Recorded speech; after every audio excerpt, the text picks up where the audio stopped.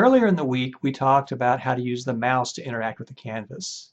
In this lecture, I'm going to show you how to make your applications in CodeSculptor look good. I'm going to show you how to load images.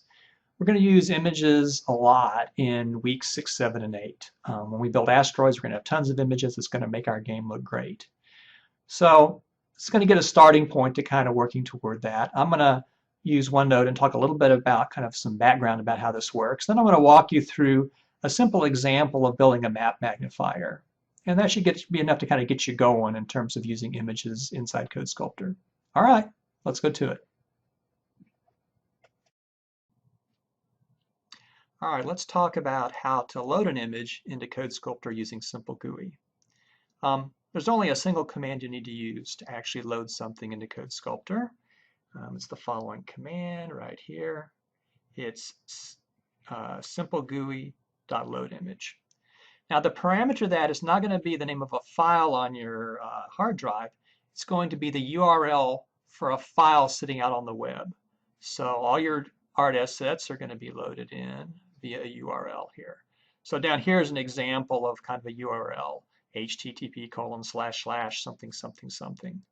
You do that in CodeSculptor using Simple GUI. The result will be this object's going to be an image. And then later on, we're going to talk about how we can actually draw pieces of that image. Just as an example, if we click on this, it goes out and actually it'll download an image into Chrome here. And you can see this is a kind of a picture of a map from the Gutenberg project. If I click on it, it brings up, it's a really high resolution image here. I can scroll up and down here. This is a nice example. We're going to work with this in this lecture. So let's go back to OneNote now. So what are some tips for doing this? Well, there's not anything that's really too difficult in here. In general, you don't have to do much. We're going to provide you all the images you need out on Google Storage. Your program template will contain links to all the images that you're going to need to use. So you don't have to make any images on your own. I know some of you are going to be excited and want to kind of start downloading and using your own images. A couple of quick tips. Always to check to make sure that the URL you're using actually can be downloaded in a web browser. If you can download it in a web browser, then you're good to actually use it inside CodeSculptor.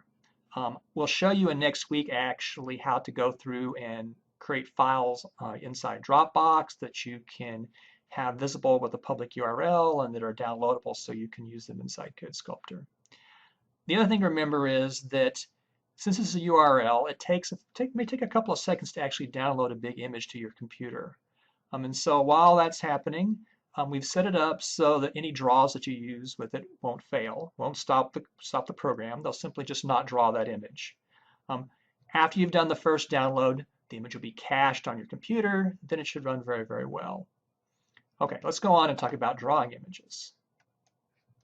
So there's one command that you're going to use inside CodeSculptor with Simple GUI to draw an image. And you can go out and look at it in the docs. It's canvas.drawImage. And drawImage is going to take 5 parameters. It takes the image that you've just loaded. And it has 4 things that help specify what portion of the image you want to draw and where on the canvas. The first 2 parameters here specify a rectangle on the image. The second 2 parameters specify a rectangle on the canvas. So how do we specify a rectangle on the image? We specify it using a center and a size. These 2 links. How do we specify the rectangle on the canvas? Same way. Specify it using a center and a size. So those last 4 parameters will each be pairs of numbers. A couple of things to keep in mind when you're actually using drawImage. If you attempt to draw an image before it's loaded across the web, the draw will fail. CodeSculptor won't stop running. It'll just simply keep running until the image is loaded. Second thing is, if your source rectangle, the rectangle over here on the left-hand side, does not lie entirely inside the image, if a portion of it is outside, there's nothing defining it, the draw fails. Again, doesn't stop execution. It just simply won't draw anything on the canvas. Let's go on and we'll just talk real quickly about the example I'm going to show you some code for. So we just saw this picture of the Gutenberg project map. It's very large. It's 1500 by 1800 pixels. We can't draw it all on the screen at one time. So we're going to make a little magnification tool. And the critical issue here is we're going to squeeze the map down by a factor of 3. So it'll be about like 500 by 600. So we're going to draw it at a lower resolution. And then we're going to make an application where if we click on that image, we're going to draw an original resolution portion of that image over the reduced resolution portion. So you can imagine we're going to kind of position a magnifying glass over the image. So to do that, we're going to end up with having two calls to draw image. Let's see, the first call right here, it's going to draw the entire map at a reduced resolution. We'll do that one first, so that's drawn in the back. And then the second call is going to draw a little portion of the original resolution image around where we click the mouse. So it'll be essentially a map magnifier. All right, let's go look at the code. All right, let's look at some code for building a map magnifier for this Gutenberg map. So I've loaded it here into CodeSculptor. First thing to notice here is that we're going to do simplegui.loadImage, and I've actually given you a URL here. We have quotes around it. It actually expects the URL to be in quotes as a string.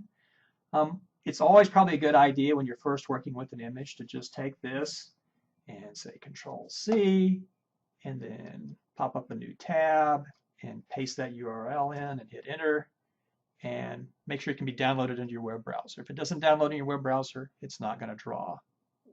Once we verify that, I've gone through and I've actually got some constants here that help us keep track of kind of what we're going to do when we're doing the map magnifier. I've got the map's height and width here. I have a scaling factor. What I'm going to do is, remember, I'm going to reduce the size of the map by a factor of 3 so I can actually draw it, the entire thing on the canvas. So I've gone through and computed the width and the height of kind of the reduced size canvas. I've got a constant here that's the size of the magnification pane. It's going to be 120 by 120 pixels. And then we kind of set a default initial position for we're going to kind of position that magnification pane to be the center of the canvas. The mouse handler, it's exactly the same thing we used earlier in the week when we were drawing positions of circles on the canvas using clicking. Same thing. This is going to be the magnification position. Let's see what else. So here's kind of the heart of it. We're going to go through and do two calls to draw image. The first call is going to just take the entire map and squeeze it down onto the canvas with a kind of a reduction in the size by a factor of 3. So here we have the image. Here we have this line specifies a rectangle that includes the entire image. Okay, notice the size is the width by the height, and the center is exactly the center of the image. We're going to take that whole thing and draw it onto something on the canvas, canvas width by canvas height, centered exactly the center of the canvas. So we're going to take the entire image and fill the entire canvas. We do that one first because now we want to draw on top of it the magnification pane. So it's the same thing. We have the image, except we're going to draw a piece of it. That's specified by the kind of the source rectangle is specified by these two parameters, the center and the size. This gives me the center and the size of the magnification pane. So I'll just explain this one right here. How do we specify the place on the original image where we want to actually center our rectangle, the thing that we're going to draw? So the canvas is reduced by a factor of 3. So if I click on the canvas, that gives me this position magpause of 0, magpause of 1. To get the corresponding position on the image, we kind of have to undo this scaling down by a factor of 3. So we're going to need to multiply by the scale. We're going to need to kind of blow it up by a factor of 3. So that'll give us the center on the original image. The size is simply going to be a square, 120 by 120, on both the original image, that's the source, and on the destination image. That, as a result, will be there'll be no essentially compression. It'll be at full resolution whenever we see it. Go down here, we can see we've created the frame with canvas width, canvas height. We've registered our handlers, cranked the frame up. So let's just run it. So we've got a frame here. This is the Gutenberg map. If you look carefully, you can see here in the center of the canvas, we've kind of blown it up. It's not as easy to see because there's a little more nondescript. Let's click right over here on this text. Now you can see it. And if I click a lot, move around, you can see that I'm getting a blown up version of the map here. So this is essentially the original resolution version of the map. Click over here, you can see kind of this little piece of the map here. One thing to note here is if I click close enough to the boundary, so you can see here I'm getting this kind of magnification pane drawn. If I click close enough to the boundary, the source rectangle, the source square actually goes outside the original image. That call to draw image then fails. Doesn't cause the application to stop. It just says, I don't know what to draw, so I'm not drawing anything.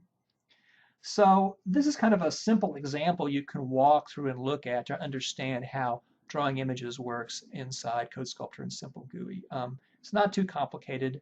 Like I said, most of the projects we're going to actually go ahead and give you a template where kind of there's some initial drawing of the images there. But if you get ambitious, you're welcome to go and actually play with this, and you can really spiff your games up if you get good at it. Okay, I'll see you back in a second and we'll talk about memory.